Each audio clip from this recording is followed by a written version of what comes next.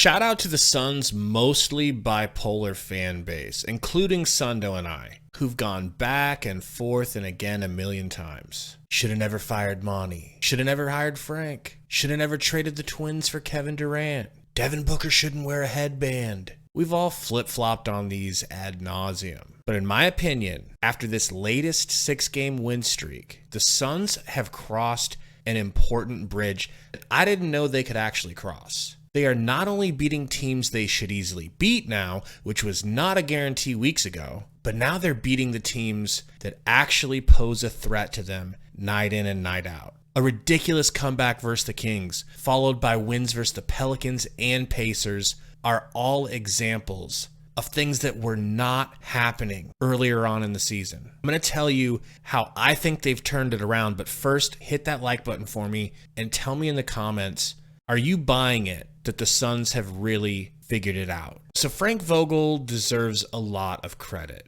And while officially I held it together and said in a video that we need to just give him time, I did cave in a couple of times mid-game and actually scream something to the likes of fire his bald German bratwurst eating. It's not important. But here's what I've noticed lately. Grayson Allen is now more often than not the recipient of the open three-point looks that are so often created by the big three's gravity. The reason I mention it is because it used to be Josh Okogie. It was always Josh Okogie, right? And the Suns lived and died by what he could do from the three with no one in the gym even considering guarding him. Grayson is perfect in this role, and it's done miracles on me. Personally, I'd like to add. Kevin Durant is dominating the fourth quarter when it comes to his usage, as Book and Beal, really everyone is making a very concerted effort to go through him offensively to close games.